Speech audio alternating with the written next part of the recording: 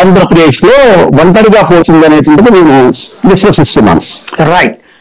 ఇక్కడ శ్రీనివాస్ చౌదరి గారు ఒక కీలకమైన అంశం ఏంటంటే ఒక మైండ్ గేమ్ నడిపారు మీరు వాళ్ళు కలిసి. ఒక పక్కన పవన్ కళ్యాణ్ వచ్చేటప్పటికి ఆయన మాకు ఆశీస్సులు ఉన్నాయి అంటూ బీజేపీ రాబోతుందన్న సంకేతం ఇస్తే ఆయన ఒక మైండ్ గేమ్ నడిపితే, మీరేమో వాళ్ళు పూర్తిగా రావట్లేదు కాబట్టి, అంటే అమిత్ షాకి ఏం చెప్పొచ్చారో తెలియదు, ఆ తర్వాత నుంచి వాళ్ళతో చర్చలు జరగలేదు కాబట్టి తెలివిగా మొన్న లిస్ట్ అనౌన్స్ చేసి వాళ్ళ మీద ప్రెషర్ పెట్టారు.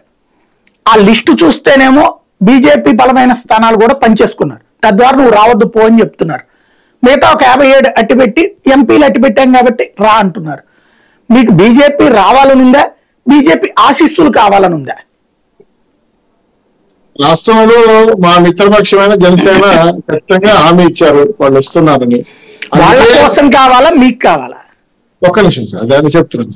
ఇప్పుడు వాళ్ళు చెప్పిన తర్వాత మిత్ర ధర్మాన్ని ఆమోదించాలి. వాళ్ళు చెప్పినా మాకు నాయకులు కాబట్టి మేము చెప్పినా ఒకటే. సో మేము మిత్ర ధర్మాన్ని ఆమోదించి మాకు కూడా బీజేపీ సమంజసం కాబట్టి వస్తే ఎంపీ అడుగుతారని ఆపెట్టాము. తర్వాత మీరు అన్నట్టు బలమైన సీట్లు అట్టేసుకున్నారు కదా, ప్రకటించేశారు కదా, అంటే ఖచ్చితంగా ఒకవేళ బీజేపీ వస్తే వచ్చిన తర్వాత ఏ సీట్లు అయినా మనకు కంపల్సరీ అన్నప్పుడు ఖచ్చితంగా ఇప్పుడు కొన్ని మేము వాళ్ళ కోసం కొంచెం త్యాగం చేయాల్సి వస్తుందేమో అని అనుకున్నాం. అది బాబు గారు ఆల్రెడీ చెప్పుకున్నారు. అనేక సందర్భాల్లో కొంతమంది సీనియర్ని అవసరం అనుకుంటే వాళ్ళకి ఇవ్వడానికి సిద్ధపడండి అని ఆల్రెడీ ఇంటర్నల్ గా జరిగింది. సో వచ్చినప్పుడు ఖచ్చితంగా మేమైతే తగిన ప్రాధాన్యత ఇవ్వడం కోసం మేము జనసేన మాట్లాడుకుని ఏ సీట్లు అయితే వాళ్ళకి కావాలనుకుంటున్నారో వాటిపైన కొంచెం కసరత్తు చేసి ఒకటో అటు ఇటుగా ఇచ్చే అవకాశం ఉంది అని మేము భావిస్తున్నాం. రాష్ట్ర అభివృద్ధి దృష్ట్యా కానీ రాష్ట్ర అవసరాల దృష్ట్యా కానీ మా పార్టీలు రెండు భావించాయి కాబట్టి వచ్చినప్పుడు వాళ్ళకి మిత్ర ధర్మాన్ని గౌరవించి ఎంపీలు కానీ ఎమ్మెల్యేలు కానీ కేటాయించడం కోసం అలా ఆపారు. సో అది నాకు తెలిసి మోర్ దెన్ 17 తర్వాత ఆల్మోస్ట్ అన్ని తెరలు ఓపెన్ అయిపోతాయి. 17కి పూర్తిగా చెప్పేసే పరిస్థితిగా ఏర్పడుతుంది నాకున్న సమాచారం ప్రకారం. ఈ లోపల కూడా డిస్కస్ చేసే అవకాశం ఉంది.